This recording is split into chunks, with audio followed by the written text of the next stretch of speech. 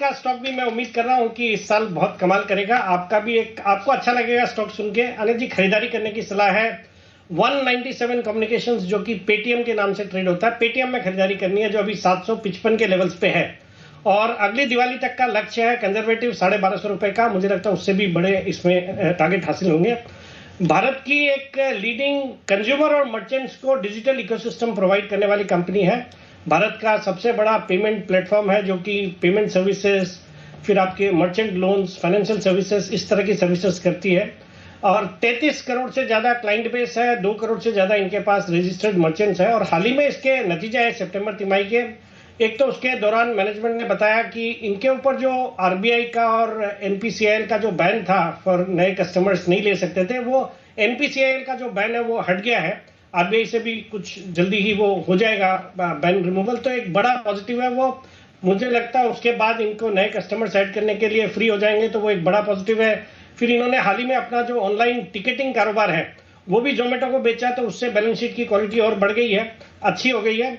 और इन्होंने इस तिमाही में एक नया इनोवेटिव एक मॉडल इंप्लीमेंट किया है, default loan guarantee, DLG model, जिसके अंतर्गत ये जो अपने लेंडिंग पार्टनर्स है उनको उनके लोन्स को गारंटी देते हैं। तो उससे इनको क्या होगा कि कैपिटल जो है ज्यादा मिलेगी लैंडिंग करने के लिए और अपनी जो क्रेडिट ऑफरिंग्स है उसको एक्सपैंड कर सकेंगे। बाकी सितंबर तिमाही में परफॉर्मेंस हर फ्रंट पे अच्छा था। मर्चेंट लोन्स है वहां पे अच्छी ग्रोथ दर्ज करी, फाइनेंशियल सर्विसेज में अच्छी ग्रोथ दर्ज करी और मोबाइल पेमेंट का जो पेनिट्रेशन है वो भी बड़ा है। और मेरा ये मानना है कि ये भी कंपनी आने वाले 2-3 क्वार्टर में हो सकता है प्रॉफिट में आ जाएगी। इस क्वार्टर के नतीजों में बड़ा प्रॉफिट दिख रहा है, बट वो टिकटिंग बिजनेस के सेल की वजह से है, तो उसको थोड़ा समझना पड़ेगा। बाकी जोमेटो टाइप की स्टोरी लगती है। मुझे लगता है पेटीएम में करंट लेवल्स पे खरीदारी करनी चाहिए। अगली दिवाली तक का टारगेट है 1250 रुपए।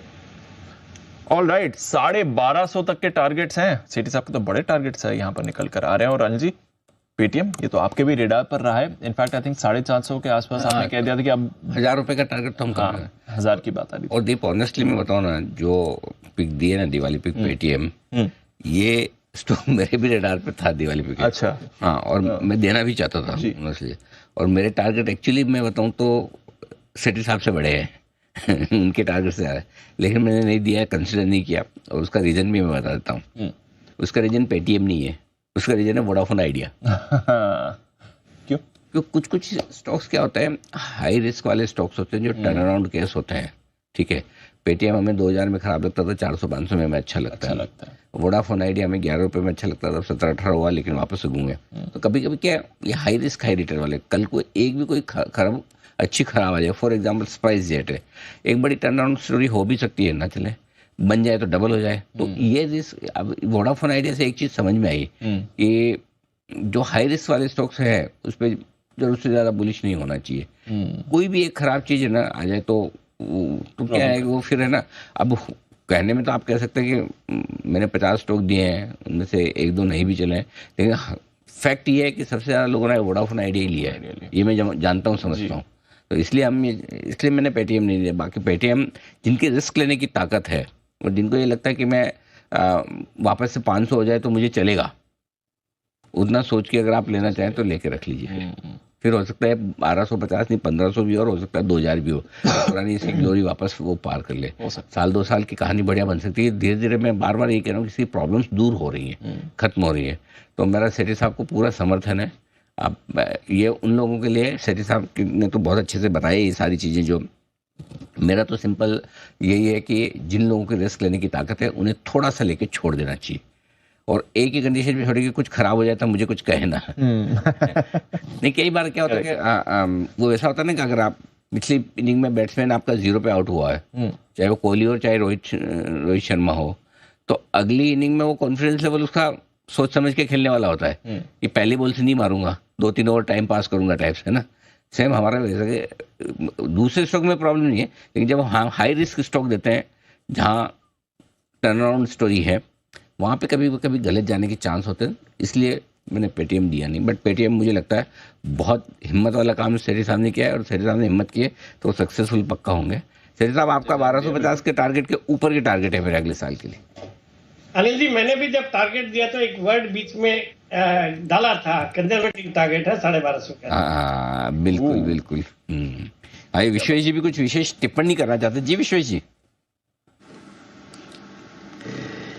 अनिल जी देखिए, आपने जो कहा मैं उसी लाइन पे, इनफैक्ट पिछले 1 महीने से, इनफैक्ट उससे पहले से ही पेटीएम मेरे रडार पे था, बट सेठी साहब की जो हिम्मत की मैं दाद देना चाहता हूँ। और क्योंकि अब सेठी साहब ने लीडरशिप ली है तो उनके पीछे छुप जाता हूँ मैं, और मैं भी अपनी कमेंट कर देता हूँ। अनिल जी देखिए, मुझे ऐसा लगता है कि one of the finest application है। अगर आप गूगल ऐप यूज़ करो या आप फ़ोन पे यूज़ करो या आप उस तरह की कोई भी ऐप यूज़ करो, मेरे हिसाब से इनोवेशन का जो सीड था वो विजय शेखर शर्मा ने प्लांट किया था। और ये जो लिक्विडिटी आई है, मुझे लगता है उनका ऑपरेशनल जो एक्सपेंसेस है वो एटलीस्ट 2 से 3 क्वार्टर को मीट करेगा, जो उन्होंने टिकटिंग बिजनेस भी था।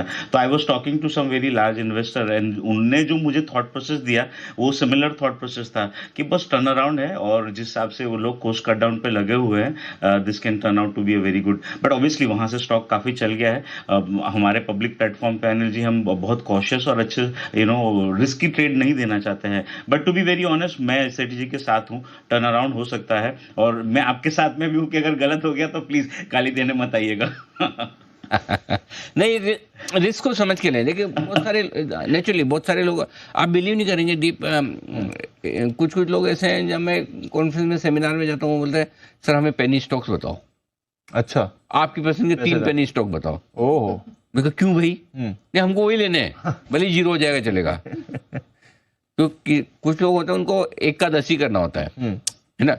कुछ लोगों को है ना वो रिस्क वाले में ही मजा आता है, बोले कि यार ये क्या एलएनटी देते हो आप। वो ऐसा बोल देंगे, हाँ बोले एलएनटी में क्या है इसमें। कुछ लोगों को लगता है हम एलएनटी की टिप के लिए थोड़ी अनिल जी को सुनने आए। एलएनटी तो हम अपने हिसाब से ही खरीद लेंगे, वो मूड वैसा होता है लोगों का। तो उनको वो चाहिए जो थोड़े अननोन से स्टॉक हो, थोड़े रिस्की स्टॉक हो, लेकिन वो इसमें साथ में हमारी थोड़ी सी रिस्क बढ़ जाती। तो बहुत बढ़िया सेठी साहब ने हिम्मत की और पेटीएम दिया। तो सेठी साहब, हमारी बहुत लोगों की भावनाएं थी, मन में आ रहा था लेकिन बोल नहीं पा रहे थे, तो अब हम आपके साथ हैं। चलिए उम्मीद करें कि पेटीएम कुछ, जैन साहब भी कुछ पेटीएम पे कहना चाहते हैं।